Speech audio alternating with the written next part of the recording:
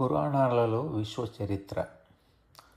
ఈ ప్రపంచం ఏ విధంగా సృష్టి అయిందో, అందులోని గ్రహగోళాల పుట్టుక, భూమి ఉద్భవము, ఈ భూమి మీద ఖండాలు, ఆయా దేశాలలోని ప్రజలు, ప్రపంచంలోని వివిధ పర్వత శ్రేణులు, నదులు, పుణ్యక్షేత్రాలు, లక్షలాది సంవత్సరాలుగా జరిగిపోయిన మానవ చరిత్ర, అందులో నామరూపాలు లేకుండా కాలంలో కలిసిపోయింది పోగా, చరిత్రలో ఇంకా నిలిచి ఉన్న రాజులు, అవతార పురుషులు, యుగధర్మ ప్రవక్తల వంటి చారిత్రక వ్యక్తుల యొక్క ఇతిహాసం, మానవజాతికి వారిచ్చే సందేశము, ఇలా ఈ విధంగా సమీకరించబడిన విజ్ఞాన సారం అంటే చరిత్ర వలన మనకు తెలిసే గుణపాఠం వంటి శాస్త్ర విషయమంతో ఈ పురాణాలలో ఉన్న కథావస్తువు. అంతేకాక ఇది చరిత్ర మధించగా వచ్చిన సారం. ఈనాడు మానవుడు చదివి నేర్చుకోవలసిన నిత్య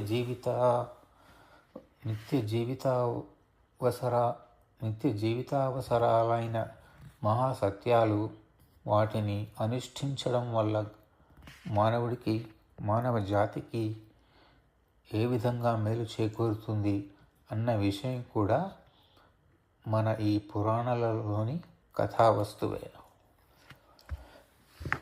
ఈ సారాంశాన్ని విడిచిపెట్టి పురాణాలను కేవలం మత గ్రంథాలుగా చిత్రించి అనువదించడం వల్లనే ప్రజలలో ఆ సంస్కృత మూల గ్రంథాల యొక్క నిజస్వరూపం పోయి, వాటిలోని అసలైన విజ్ఞానమంతా అడుగున పడిపోవడం కూడా ఎలా జరిగిందో స్థూలంగా మనకందరికీ తెలుసు.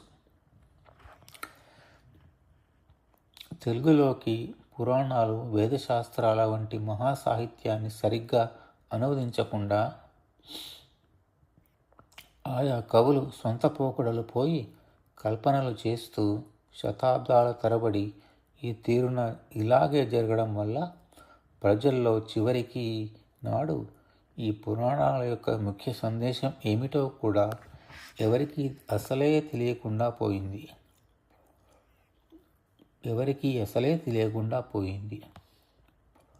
అందుకే పురాణాలు కేవలం మత గ్రంథాలు కావని ఈనాడు నేను ఇంతగా నొక్కి చెప్పవలసి వస్తున్నది.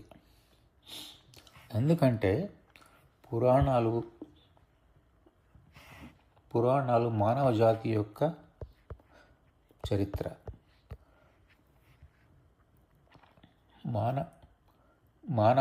మానవ సంస్కృతి ఈ భూమి మీద ఏ విధంగా పరిణామం చెందిందో, కోట్లాది సంవత్సరాలుగా జరిగిన విషయాలు, అతి ప్రాచీన భౌగోళిక ఖగోళ విషయాలు, ఎన్ని విషయాలు ప్రపంచంలో ఇక మరే సాహిత్యంలోనూ దొరకని శాస్త్ర విషయాలు ఎన్నో మనకి ఈనాడు ఈ పురాణాల వల్లనే లభిస్తున్నాయి.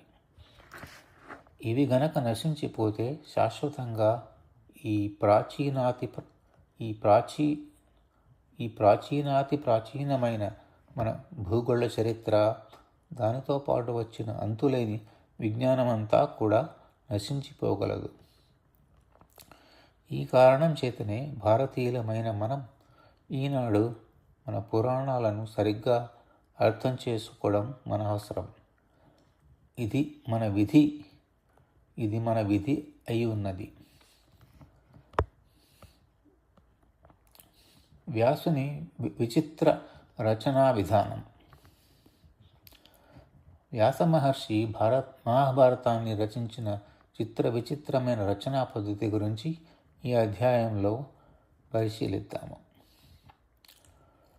వ్యాస మహర్షి రచనా విధానం ఎంత చిత్రమైనదో తెలియాలంటే కేవలం మన మామూలు అనుభవంతో భారత భాగవతాలు చదివితే చాలదు. అలా ఈనాడు చాలామంది తెలుగు భారతాన్ని చదివి దాని మీద ఎన్నో సాహిత్య విమర్శలు కూడా చేస్తూ ఎవరికి తోచినట్లు వారి సొంత అభిప్రాయాలను వ్యక్తం చేయడం కూడా జరుగుతుంది. ఇలా చదివితే ఆ గ్రంథ రచన చేసిన అద్భుత వైఖరి ఏమాత్రమూ అంతుపట్టదు. మామూలు రచయిత కాదు. దీనికి కారణం వ్యాసుడు మామూలు రచయిత కాడు. కేవలం తెలివితేటలు పాండిత్యము ఉన్న సామాన్య రచయిత కాదు. ఆయన ఒక మహాయోగి. కేవలం ఈనాటి యోగ సాధికుల వంటి యోగి మాత్రమే కాదు. ఆయన పరిపూర్ణ సిద్ధుడు కాదు. సిద్ధ పురుషులందరూ కలిసి పనిచేస్తున్న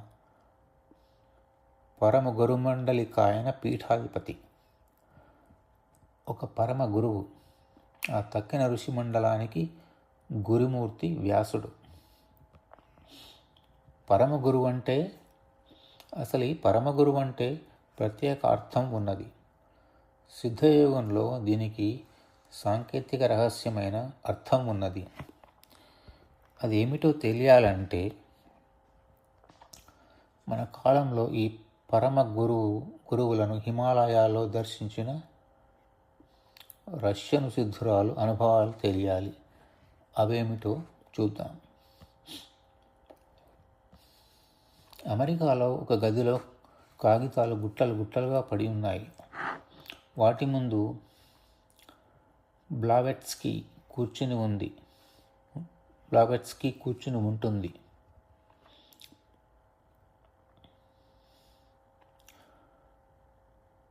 ఆమెకు తన పరమ గురువు విధించిన పని విచిత్రమైనది. తన గురుదేవుడు ఎక్కడో కొన్ని మైళ్ళ దూరంలోని టిబెట్ మంచుకొండలపై తన ఆశ్రమంలో ధ్యానంలో కూర్చుని ఉన్నారు. తాను ఇక్కడ అమెరికాలో తన గదిలో కూర్చుని శిష్యురాలిగా క్షణకాలం తన గురుదేవుని మూర్తిని భక్తితో ధ్యానించి తనను తాను మరిచిపోయింది.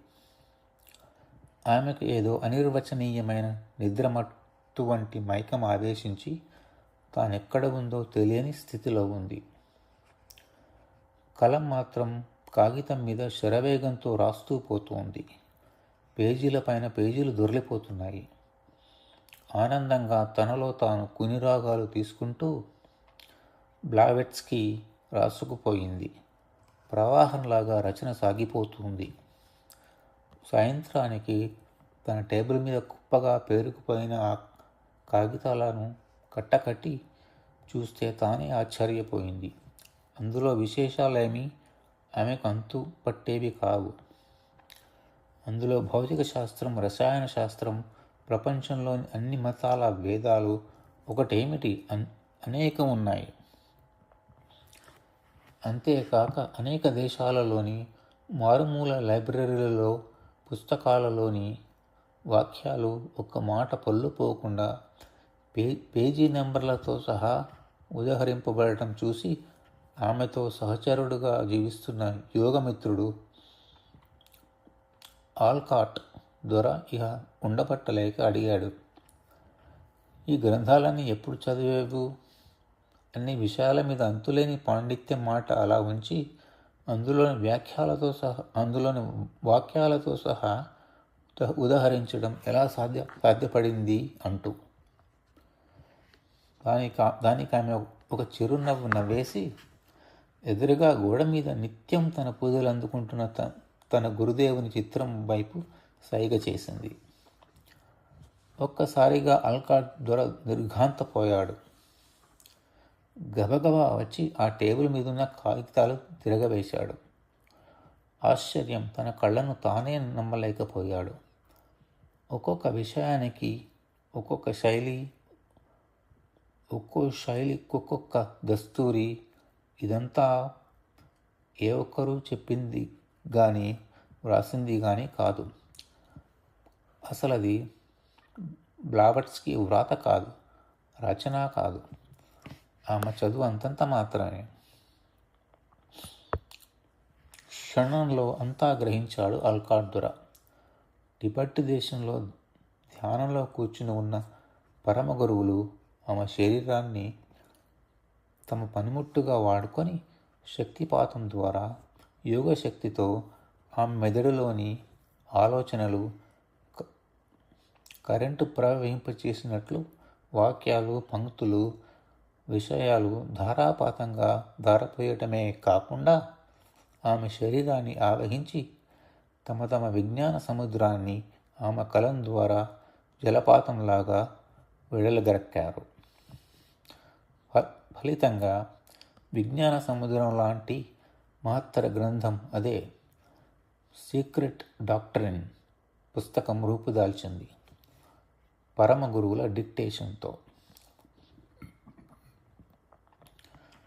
ఈ అద్భుత లీల ద్వారా పరమ గురువుల ఉనికిని వారి నిర్విరామ కార్యక్రమంలో ఒకేసారి అనేక శరీరాల ద్వారా అనేక చోట్ల వేరువేరు ఆధ్యాత్మిక కార్యక్రమాలను ఎలాగ నిర్వహిస్తారో ఈ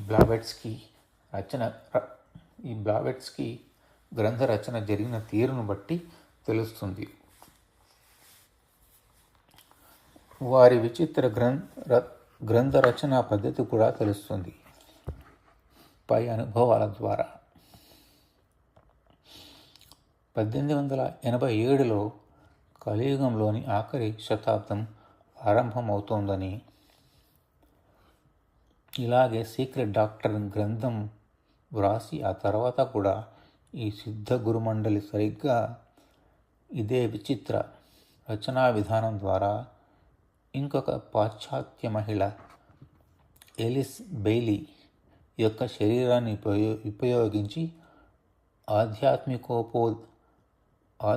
ఆధ్యాత్మికోపదేశంలో 7 కిరణాలు 7 rays of initiation అన్న గ్రంథం కూడా రాశారు. బ్లావట్స్కీ గతించిన అర్ధ శతాబ్దం తరువాత.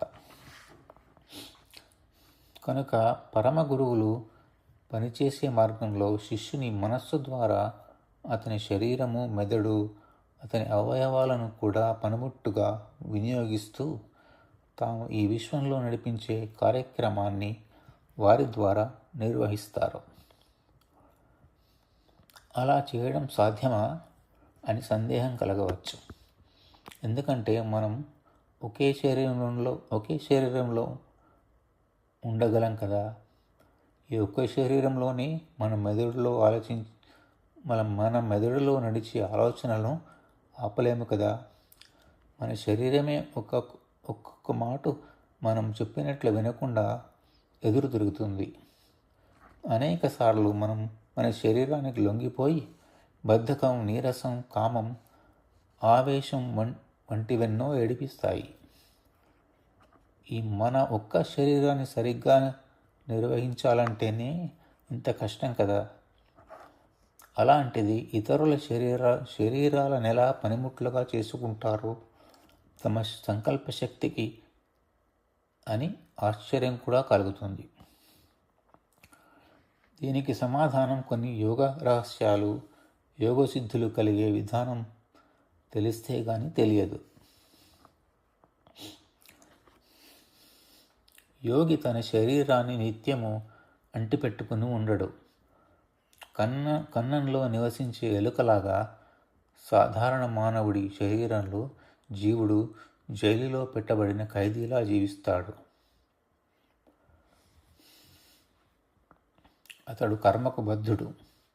ఎందుకంటే తాను నిన్న చేసినవి, గత సంవత్సరంలో చేసిన అప్పులు ఈ నెల జీతాన్ని ఎలా కబళించి వేసి అతని సంపాదనను అతని చేతికి రాకుండా ఎలా హరించి వేస్తాయో, అలాగే మనం చేసే పనులు, వాటి సంకల్ప శక్తి పనులుగా కావటానికి కావలసిన పుణ్యబలము, ఏకాగ్రత, ఓపిక అంతా ఇందులో చాలా భాగం మన గత కర్మను ఎదుర్కోవడంతోనే సరిపోతుంది. ఆ పరిస్థితులు నిన్నటి కర్మకు ఫలితమే. అందుకే సిద్ధగురువులు ముందుగా వారి గత కర్మను నశింపజేసుకొని ఆ ప్రారబ్ధం యొక్క తీవ్రత వారి సొంత జీవితాన్ని పీడించకుండా శుభ్రం చేసుకుని పవిత్రమైన మనస్సు, శరీర అవయవాలు కలిగి ఉండి అప్పుడు వాటితో పనిచేస్తారు. కనుక వారు సంకల్పించిన పని వెంటనే జరగడానికి ఎటువంటి ఆటంకాలు లేకుండా జరిగిపోతుంది. గత కర్మయే కదా మన సంకల్పాలకు అడ్డుపడేది.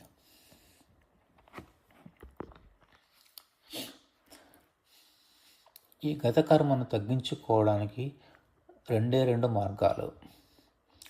ఒకటి, ఆ కర్మను అనుభవిస్తూ తొలగించడం. ఇది మనమంతా చేసే పని. కానీ ఇందులో ఒక కర్మ అనుభవిస్తూనే ఇంకొక కర్మ మళ్ళీ చేయడం తప్పనిసరిగా జరుగుతూ ఉంటుంది. అందుచేత దీంట్లో తేలేదప్పటికీ. ఇకపోతే రెండవ పద్ధతి. ఇది సిద్ధగురువులు ఉపయోగించే పద్ధతి. ఇది వారి శిష్యులకు అతి త్వరలో వారి చెడు కర్మను నివారణ చేసి ఆధ్యాత్మికంగా వారిని తమకు దగ్గర వాణినిగా చేయడానికి వినియోగించే అనుగ్రహ విధానం. ఇది చాలా త్వరగా పనిచేస్తుంది. మనిషి చేసే పని మీద మనకి ఉండే ఆసక్తికి కారణం అందులోని స్వార్థమే కదా. అందుకని అది తీసివేస్తే చెడు కర్మ నశిస్తుంది. స్వార్థం అంటే డబ్బు, వస్తువుల లాభమే కాదు. గౌరవం, గర్వం, నలుగురిలో పలుకుబడి లేదా ఆధ్యాత్మిక సిద్ధులేవో కలుగుతాయన్న ఆశ.